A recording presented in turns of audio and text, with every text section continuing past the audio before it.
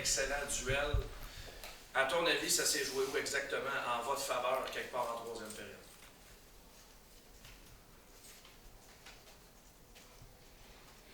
Ben, Primo était très bon.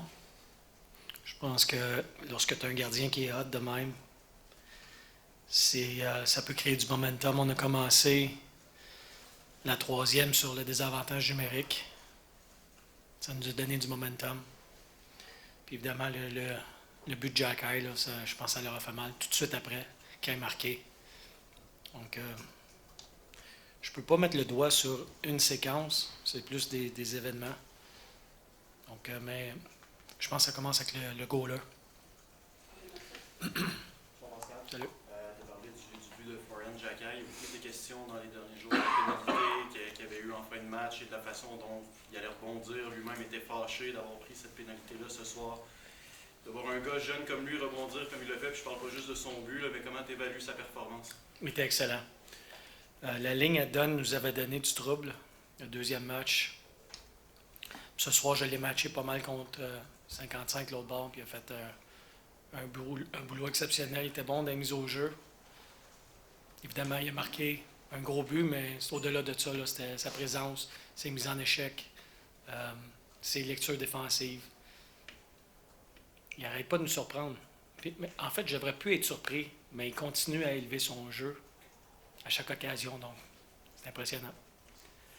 Bonsoir Pascal. Salut. Marc Bergevin disait que tu as besoin de gars qui t'amènent en série, tu as besoin des gars qui te font passer les séries. Aujourd'hui, tu as eu 2 buts de gars offensifs, tu as eu 2 buts de gars plus énergie. Ça représente-tu bien ton équipe, ce que tu as vu ce soir de tes marqueurs en tant que tel? Bien, notre offensive a été partagée tout au long de l'année. Mais ça venait de... C'était pas souvent cette année, on a eu des buts où c'était un effort individuel. C'était un bon échec avant, une bonne entrée de zone, power play. C'était des jeux collectifs. Puis quand tu achètes ça, puis quand tu joues de cette façon-là, ça permet à des joueurs plus défensifs de peut-être marquer des buts. Mais on a besoin, dans les séries, puis ce que Marc disait, il a absolument raison, tu as besoin de tes meilleurs joueurs d'être meilleurs que l'équipe adverse. Pardon. Et puis, tu as besoin de profondeur. Quand tes gars de profondeur puissent amener de l'offensive, ça peut faire une grosse différence. Simon-Olivier Leclerc. Sur le même thème, le fait que les 4 trios ont ce soir et que 2 de ces buts-là viennent de défenseurs, le tir de Runback au début du match, William très patient sur le but de Dauphin. À quel point c'est satisfaisant de voir justement que autant de joueurs ont contribué ce soir, autant de joueurs pas juste avec des points, mais le fait d'avoir contribué concrètement. Oui, mais toute l'année, on a poussé nos défenseurs à porter de l'offensive, mais de certaine façon, pas au point de tricher sur leur assignement défensif. Mais lorsqu'il y a une opportunité, lorsqu'il y a une ouverture de join the rush, puis ce soir, Ryan Backer, en partant, là, c'est un long rim, on récupère la rondelle, notre échec avant, on touche au puck, puis on score. Puis c'est une bonne entrée de zone, Barré Boulet qui fait un delay. Mais on veut nos défenseurs qui... Ligue nationale, Ligue américaine, maintenant, il faut que tes défenseurs appuient l'offensive, sinon tu ne gagneras pas ce match. Donc, ce que j'aime, c'est parfois dans des séries, les joueurs sont un peu plus sur les talons, ils ne veulent pas trop faire d'erreurs. J'ai pas trop vu ça jusqu'à présent. Ils jouent avec une certaine confiance. Puis nos défenseurs, le fait qu'ils continuent à appuyer l'attaque, je pense que ça nous a aidé à gagner le match ce soir, il n'y a aucun doute. Même si le match était serré, Rochester était dans le coup en troisième, est-ce que c'est le genre de match qui n'était pas inquiet de la façon dont vous avez entrepris la partie que tout le monde voulait? Je sais pas si je ressens ces feelings-là d'être inquiet. C'est surtout, on reste dans le moment présent puis d'essayer de prendre les bonnes décisions pour l'équipe. Mais j'ai aimé... Ce que vous ne pouvez pas voir, puis le public ne peut pas voir, c'est ce qui se passe sur le banc. Vous pouvez voir le body language, mais ce qu'on entend, puis ce qui se dit sur le banc, comment les joueurs se parlent. Puis pour nous autres, les coachs, mais pour moi, je vais parler pour moi, je ne parlerai pas pour les autres, ça a une influence. Quand j'entends pas les bonnes affaires, là, je vais être un peu inquiet. Mais ils ont marqué le premier but, le bain est resté très calme, même si on fait ça 1-1 en début de période. Donc, j'étais assez confiant à ce moment-là qu'on allait revenir, parce que le bain était... Puis, ça fait longtemps que je fais ça, là. Quand ton bain est correct, habituellement, ce qu'on voit sur la glace, habituellement, ça fonctionne bien. Nous autres, ce qu'on voyait sur la glace, dans le sens que vous faisiez vraiment les bonnes choses. C'était peut-être pas de meilleur match, même depuis le début de cette série-là, même si c'était encore 1-1 le dernier en troisième. Oui, on joue bien. Et encore, on peut encore s'améliorer. Encore des aspects du jeu je pense qu'on est meilleur que ça, mais on a bien défendu. On a bloqué beaucoup de tirs. Même si on passait du temps en zone défensive, des fois, tu peux penser que tu as perdu le contrôle à ce moment-là, mais on les gardait à l'extérieur la plupart du temps. Donc, non, on a bien joué. Chris? I feel like I'm constantly asking you what your team shows you, but this was a game where Rochester dominated the second period. Rochester scores early in the third. It looks like they have total control of the game, and then boom, how do you explain how your team turned things around so quickly? I think we stay in the moment. I don't know if they dominated the second, but they were better than us most of the second. And that's why I said the goalie made a huge difference at that time. I think it gives the team a lot of confidence. We lost, and we're not talking about it, but when you lose a guy like Witherspoon, hurts. And I don't know the status yet. I haven't had the chance to talk to the trainers, but we've played without him pretty much the whole game, or second and third. So to adjust, to make sure we play the proper way, we have to make adjustments when you have 5D. Special teams are going to be impacted as well. Just the character of our team, again, coming from the veterans, the Laurent Dauphin and Condora and Barry Boulet, Gignac now in the lineup, they make a difference. And when I talk about the bench and how they react, we know when there's a bad shift. They know it. So how we respond the following shift. And you can tell, like you got guys like Owen Beck blocking big shots at key times now. It's contagious. You don't want to tell me who's your goalie on Friday, I'm guessing. I don't want to tell you, and I don't know yet. I don't know yet. Chris? I guess you don't believe me. I always believe you, I believe you. If you were the general manager, I wouldn't believe you. I believe coaches. Okay. General managers lie. Chris? Pascal? I'm not sure where's that coming from. Why would they lie? In football, We're in hockey. Pascal, just about Joshua Roy, like he scored for the first time in the playoffs now, but I think you've been talking about he's doing other things, but how big was it for him to contribute also defensively? I think Josh is not so much of an emotional guy, but did you see his reaction when he scored that goal? I think it tells you a lot. I think it was heavy on his shoulders. So I'm hopeful that it's going to create some momentum for him. He felt it for sure.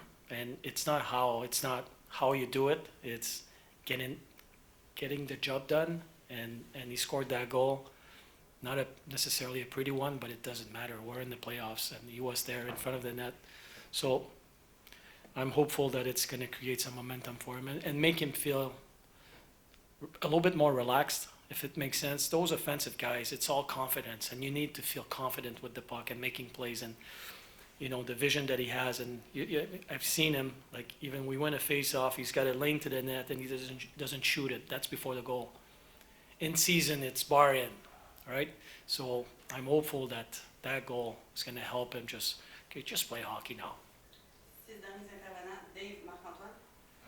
Pascal, depuis le début des séries, ça fait plusieurs fois que tu parles de moments que les jeunes doivent vivre pour comprendre ce que c'est, pour vivre l'expérience.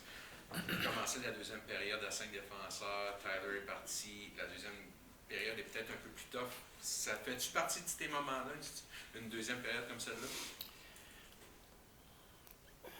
Je pense que c'est probablement lorsqu'on va évaluer, lorsque tout va être fini, puis on va faire le débrief de la saison des séries éliminatoires, on va essayer de trouver, d'identifier les moments qui ont eu un impact pour nos jeunes joueurs, puis comment on va évaluer ces moments-là, ou comment on va évaluer nos joueurs.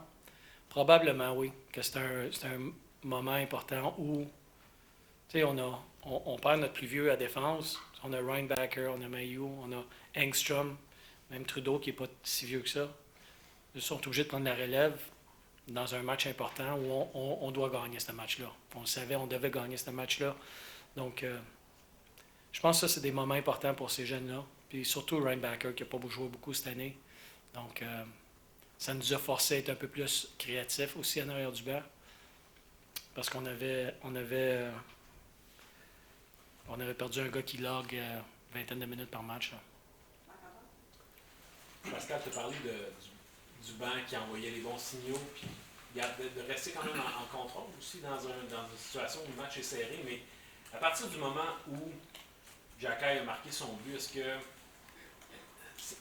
la capacité d'une équipe de sentir qu'elle a l'occasion d'aller chercher le momentum, puis d'avoir la qualité d'aller le prendre, pas juste de le voir, mais de le prendre, est-ce que c'est une qualité que ton équipe a développée cette saison quand l'occasion se présente à son dessus? On a parlé beaucoup cette année de... il y a des moments dans un match de hockey où tu peux vraiment faire mal à l'adversaire. Puis le but de Xhekaj, ce but-là, évidemment, il fait mal, mais le chiffre d'après, comment on a réagi. On vient de marquer, là, l'équipe adverse, ils se posent des questions, eux autres, ils savent là, qu'il faut qu'ils poussent la machine. Puis on revient, puis on continue à lui mettre de la pression. C'est ces moments-là, suivant un but, pour ou contre, qui peut avoir une différence dans un match. On a parlé toute l'année, comment on réagit. Mais tu peux en parler tant que tu veux. Si les gars ne font pas ça glace, ça mène nulle part. Mais ils ont acheté ça. Tu sais, on dit smell the blood. Tu sais, quand tu goûtes au sang, là, tu y vas pour le... Je sais pas si je peux dire ça, ces mots-là, mais you go for the kill.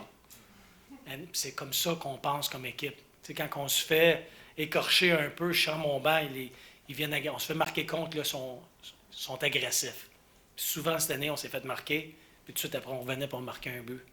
Puis on tuait l'adversaire dans ce match-là, dans ces situations-là. Donc, l'ensemble des 20 joueurs, ça fait une personnalité d'équipe. Puis notre personnalité d'équipe, c'est une équipe qui est agressive. Avec la rondelle, sans la rondelle, en échec avant, bloquer des tirs. On a une personnalité agressive. Donc, il y a des moments où on doit faire mal à l'adversaire, puis on le fait. On termine rapidement avec Justin, Jess, Marco, Simon Savant. Justin? Hier, c'était un peu la journée de rendre aux fins, on en a parlé quand même beaucoup. Mais là, aujourd'hui, il rajoute un but, il a produit dans les 7 matchs jusqu'à présent en série. À quel point sa constance est importante? Bien, c'est immense. C'est un gars qui joue beaucoup de minutes, que je peux utiliser dans un paquet de scénarios. Mais c'est surtout comment est-ce qu'il approche la game. C'est quand il y a des moments dans la game où tu peux vraiment pas faire d'erreur avec la rondelle, parce que lui, il touche à la rondelle pratiquement à tous ses chiffres. Quand il choisit d'être un peu plus risqué, c'est dans des moments que je comprends son thinking. Donc, juste ces moments-là où les matchs sont serrés, puis comment il décide de manager la rondelle, juste cette partie-là est importante pour nous autres. C'est des courtes séries, des 3 de 5, puis dans les 2 premiers matchs, on a remarqué que ton équipe qui n'avait pas accordé de but en première période, dans la première ronde, a accordé le premier but et tôt en première période avec des punitions. Puis aussi que vous accordiez des buts rapidement, tout de suite après, Rochester vous faisait mal. Un changement de scénario comme ça, au 3e match, un match un peu pivot, à quel point c'est important pour la confiance et la cohésion de ton groupe? Bien, c'était super important parce qu'on a revu le dernier match. On n'était pas satisfait de comment on avait joué. Puis on n'était pas tout changé, c'était juste... En fait, c'était de rien changer par rapport à qui on est durant la saison. Dernier match, on essayait de faire des affaires que je ne reconnaissais pas, cette équipe-là. Donc, c'était de revenir à cette base-là. Puis quand on fait ça, habituellement, on a du succès. Mais ce match-là, le premier match, surtout qu'en première ronde, lorsqu'on est revenu devant nos partisans, ça n'a pas nécessairement bien été. Je pense que pour nous autres, c'était important d'avoir un bon match. Le premier de retour à Laval. On parlait des 5 défenseurs pendant la deuxième, troisième période. Moi, ma question serait, comment est-ce que tu as trouvé le pushback de ces jeunes défenseurs, non seulement en troisième période en défendant contre un avantage numérique, mais aussi en gardant l'avantage d'un but, 2 buts, puis après ça 3 buts en troisième? Oui, mais comme je disais, là, c'est des moments où, lorsqu'on va évaluer nos joueurs, surtout nos jeunes joueurs, comment est-ce qu'ils réagissent dans ces moments-là, c'est des moments importants. Mais on les a joués toute l'année. Tu sais, Engstrom, il a joué toute l'année. Trudeau, il a joué toute l'année. Puis on joué des minutes importantes. On les a mis dans ces positions-là toute l'année. Donc, c'est pas nouveau pour eux autres. Le fait d'être à 5, puis des fois, on avait des droitiers qui jouaient à gauche, et vice-versa. Ça, c'était un peu plus compliqué. Mais la façon dont ils ont répondu, c'est des joueurs talentueux. Puis lorsque tu es capable de bien bouger tes pieds, tu peux te sortir du pétrin souvent. Puis je pense que leur capacité de défendre, puis aussi de sortir la rondelle quand on est sous pression, ça fait en sorte qu'on pouvait, on appelle ça release the pressure, là, on pouvait se sortir du pétrin.